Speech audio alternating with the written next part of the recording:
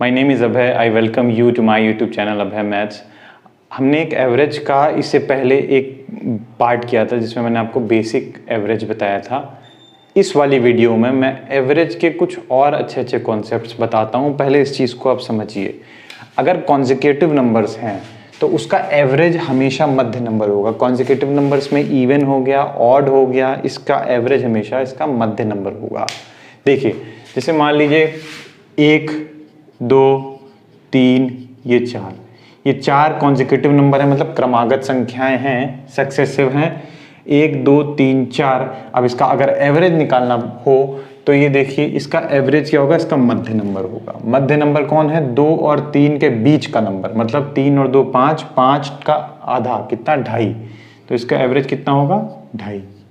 अगर आप देख लो कैसे एवरेज का फॉर्मूला लगा दो, इन सबको जोड़ दो, 4 3 7 2 9 1 10, sum of terms upon number of terms, 1 2 3 4, देखो कितना आता है, 10/4 मतलब 5/2 मतलब 2.5। ठीक है, तो क्रमागत संख्या ये तो मैंने ऑड वाली ली। मान लो हम इवन संख्या ले लेते हैं, 2 4 6 8 10। अब इसका मध्य संख्या क्या होगी, देखो ये मध्य संख्या होगी ये। ठीक है, ये है कितने टर्म्स हैं, आप ये देखिए, इसमें कितने, 3 2 5 ऑड टर्म्स हैं, तो ऑड टर्म्स में आराम से मध्य संख्या निकल जाएगी। अगर इवन टर्म्स हो तो बीच की जो दो संख्या है उनका मीन ले लीजिए, मतलब उनका माध्य ले लीजिए, मतलब इन दोनों को ऐड करके डिवाइड बाई 2 कर दीजिए। अब जैसे 2 4 6 8 10 है, अगर आप इसको बहुत ध्यान से देखो तो इसका एवरेज है 6 मध्य संख्या।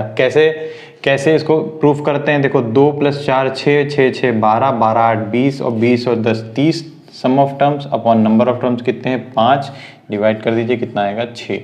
समझ में आ गया?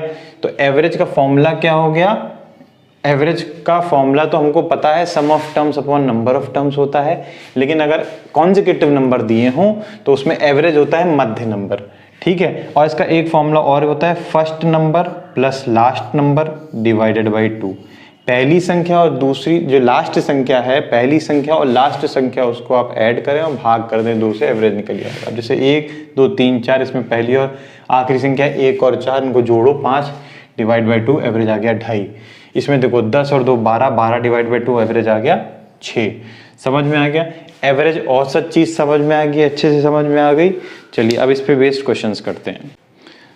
देखिए पहला क्वेश्चन है कि अगर ए बी सी डी 5 संख्याएं हैं, ये क्रमागत हैं, मतलब सक्सेसिव हैं, कॉन्जिक्यूटिव हैं, इवन संख्याएं हैं, तो इनका एवरेज क्या होगा। हमको पता है कि अगर A B C D E ये 5 संख्याएं हैं तो इसका एवरेज सी होगा, मध्य नंबर होगा।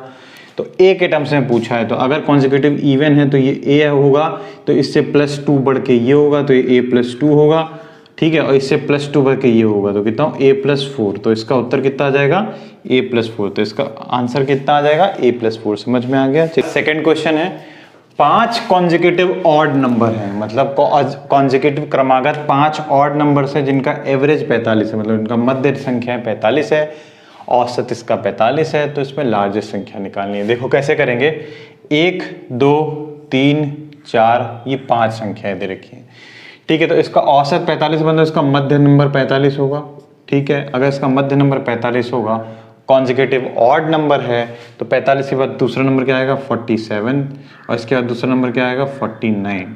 तो इसमें सबसे बड़ा संख्या क्या है, 49। यही हमारा आंसर होगा। चलिए अब नेक्स्ट क्वेश्चन करते हैं। देखिए हमारा थर्ड क्वेश्चन है, बहुत आसानी से समझेंगे। 41 कॉन्जिक्यूटिव ऑड नंबर्स हैं, मतलब 41 कॉन्जिक्यूटिव ऑड नंबर्स हैं, समझिए, एक के बाद एक 41 नंबर लिखे हुए हैं जिनका औसत 49 है। तो इसमें बड़ी संख्या बतानी है। कोई बात नहीं, जैसे मान लीजिए 41 संख्याएं हैं, तो ये मान लो मध्य में कोई संख्या होगी, ये औसत कहलाएगी, तो इसकी 20 संख्याएं इधर होंगी और 20 संख्याएं इधर होंगी, तभी तो 20 और 20 40, और बीच की संख्या 41वीं संख्या होगी। तो इसका औसत है 49। Very good. ठीक है, लार्जेस्ट बताना है। तो एक चीज बताइए, जो इसमें जिसके बाद जो पहली संख्या होगी, ठीक है, पहली संख्या होगी, इसके बीच में इसकी गैपिंग कितने की होगी, +2 की। ठीक है, जो इसमें दूसरी संख्या होगी उसके बीच में कितनी गैपिंग होगी, +2 की। तो इसके मतलब जितनी संख्याएं हैं उसमें +2 की गैपिंग आ रही है। तो इसमें जो 20वीं संख्या होगी उसमें कितनी गैपिंग होगी, 20 गुणे +2, कितना हो गया, 20 दूनी 40, 20 दूनी 40, 40 की गैपिंग होगी, मतलब 40 ऐड होगा 49 में, 40 अगर 49 में ऐड हो गया तो कितना हो गया 89। तो लार्जेस्ट संख्या हमारी कितनी आ गई 89, 89। ठीक है, समझ में आ गया। देखिए हमारा फोर्थ क्वेश्चन है, कोई टीम है जिसमें 17 खिलाड़ी हैं जिनका औसत 16 किलो है। एक नया खिलाड़ी आया उस टीम में, मतलब अब टोटल 18 खिलाड़ी हो गए और उनका औसत कितना हो गया 21 किलो। तो हमको नए खिलाड़ी का भार बताना है। कैसे करोगे सवाल को? मान लो अगर 17 खिलाड़ी हैं, प्लेयर 1 से लेके प्लेयर 2 और ऐसे करके पूरे 17 खिलाड़ी हैं, प्लेयर 17 तक हैं, ऐसे प्लेयर्स हैं। इन सब के भार को ऐड करो और 17 से अगर डिवाइड करो और इसको ये 16 के बराबर है। तो मतलब सारा खिलाड़ियों के वेट का अगर हम योग देखें, टोटल वेट ऑफ 17 खिलाड़ी कितना हो जाएगा 17 गुणे 16। समझ में आ गया? 17 गुणे 16। अब न्यू प्लेयर इज एडेड, तो मतलब टोटल वेट ऑफ 17 खिलाड़ी और प्लस वेट ऑफ 18वां खिलाड़ी, ये कितना हो जाएगा? Plus weight of 18 divide by total number of players, अब 18 हो जाएंगे। अब एवरेज कितना हो गया 21। तो कितना? टोटल वेट ऑफ 17 खिलाड़ी प्लस वेट ऑफ 18 खिलाड़ी बराबर 18 गुणे 21। ठीक है, ये दो इक्वेशन मिल गई। अगर इसमें से इस इक्वेशन को इसमें से घटाते हैं तो क्या होगा? ये कट जाएगा। तो वेट ऑफ 18वां खिलाड़ी का जो वजन होगा वो क्या होगा? 18 गुणे 21 माइनस 17 गुणे 16। ठीक है, 18 गुणे 21 माइनस 17 गुणे 16। बस इसको सॉल्व कर लो। इसको ले सकते हो 17 प्लस 1 गुणे 21 माइनस 17 गुणे 16। ब्रैकेट खोलोगे तो आएगा 17 गुणे 21 और माइनस 17 गुणे 16। तो 17 गुणे 21 माइनस 16 आएगा 5 प्लस का 21 प्लस का 21 कितना हो जाएगा? 17 पचे 85 और 85 और 21 जोड़ दो कितना हो जाएगा? 106। तो 18वें खिलाड़ी का वजन क्या होगा? 106 किलो। ये तो हो गया हमारा बहुत बेसिक मैटर। लेकिन अगर हम इसको शॉर्ट में पढ़ना चाहें, शॉर्ट में करना चाहें तो देखो यहाँ लिखो खिलाड़ी, यहाँ लिखो खिलाड़ी, ठीक, यहाँ लिखो खिलाड़ी और यहाँ लिखो वजन, ठीक, वजन। तो देखो 17 खिलाड़ियाँ हैं, 17 खिलाड़ी हैं, इनका औसत वजन कितना है? 16 किलो। अब टोटल 18 खिलाड़ी हैं तो अब उनका औसत वजन कितना हो जाएगा? 21 किलो। तो देखो खिलाड़ी बढ़ कितने रहे हैं? तो देखोगे एक खिलाड़ी बढ़ रहा है, और औसत में कितना चेंज ले आया? प्लस का 5। औसत में कितना चेंज ले आया? तो इसका शॉर्ट तरीका क्या है? खिलाड़ी लिखो, यहाँ पर औसत लिखो। खिलाड़ी 17 थे, 18 हो गए, 1 बढ़ गए, वह औसत वजन 16 से 21 हो गया, 5 बढ़ गया। तो इसको क्या करोगे? 17 को ये प्लस 5 से मल्टीप्लाई करो। तो 17 गुणे प्लस 5 कितना हो जाएगा? 85। और ये 17 के जस्ट अपोजिट जो 21 है इसको प्लस 1 से गुणा करो। तो 21 गुणे प्लस 1 कितना हो जाएगा? 21। तो आए खिलाड़ी का कितना मान हो जाएगा, कितना वेट हो जाएगा? इनको जोड़ दो, कितना हो जाएगा? 106। ये शॉर्ट ट्रिक थी, समझ में आ गया। अब नेक्स्ट क्वेश्चन करते हैं। फिफ्थ क्वेश्चन है, 17 स्टूडेंट हैं जिनका एवरेज औसत है, 17 स्टूडेंट हैं जिनका औसत कितना है? 23 साल। एक स्टूडेंट चला गया, मतलब कम हो गया, 17 से 16 एक स्टूडेंट कम हो गया। अब इनका औसत कितना हो गया? 24, मतलब औसत 1 से बढ़ गया। तो मैंने बोला इस 17 को इस +1 से मल्टीप्लाई करो। तो 17 गुणे +1 17, और इसके जस्ट अपोजिट जो 24 है इसको -1 से मल्टीप्लाई करो, माइनस का 24 कितना हो गया? तो इसका उत्तर क्या होगा? माइनस का 7 किलो। माइनस का 7 मतलब 7 किलो वाला जो बंदा है वो गया है। ठीक है, माइनस पे आप ध्यान मत दीजिए। 7 माइनस का मतलब सिर्फ इतना है कि 7 किलो वाला जो बंदा है वो गया हुआ है। ठीक है, तो वो स्टूडेंट जो गया हुआ है उसकी एज उसका वेट कितना होगा? 7 kg। चलिए नेक्स्ट क्वेश्चन करते हैं। एक प्लेयर है जो अपनी 21वीं पारी में 87 रन बनाता है। ठीक है, उसका एवरेज जो है तब 2 रन से बढ़ जाता है 21वीं पारी के बाद में। तो हमको निकालना है कि 21वीं पारी के पहले जो 20 इनिंग्स थी उसमें कुल औसत कितना रहा होगा। ठीक है, बहुत ध्यान से समझ लीजिए। मान लो टोटल इससे पहले 20 इनिंग खेली, 20 इनिंग में टोटल औसत मान लो x बनाए, टोटल औसत 20 इनिंग में x था। ठीक है, अब 21वीं पारी में मान लो उसने 87 रन, मान के 21वीं पारी में 87 रन बनाए। ठीक, तो 20 पारी में जब औसत x है तो टोटल रन 20x रहे होंगे, और 21वीं पारी में 87 रन बच्चे ने बनाए। ठीक, 21वीं पारी में 87 रन बच्चे ने बनाए। ठीक है, अब टोटल जो औसत है वो x + 2 हो गया। x + 2 हो गया, और कितनी पारी अब टोटल हो गई गुणे 21, मतलब बराबर कर दिया। मतलब टोटल 20 पारी में इतने रन, फिर 21वीं पारी में इतने रन, टोटल 21 पारी में इतने रन बना लिए, गुणे बराबर 21 गुणे x + 2। ठीक है, अब इक्वेशन सॉल्व कर दो, तो 20x + 87 बराबर 21x + 21 दूना 42, काट x बराबर, इसको इधर ले जाओगे, x बराबर 7 में से 2 गया 8 में से 2 गया 7 में से 2 गया 5, 8 में से 4 गया 4, 45। मतलब इसने जो है 21वीं 20 पारी तक, 21वीं पारी से पहले 20 पारी में कुल मिला के औसत 45 किया होगा। ठीक है, मतलब इसका औसत 45 आया होगा।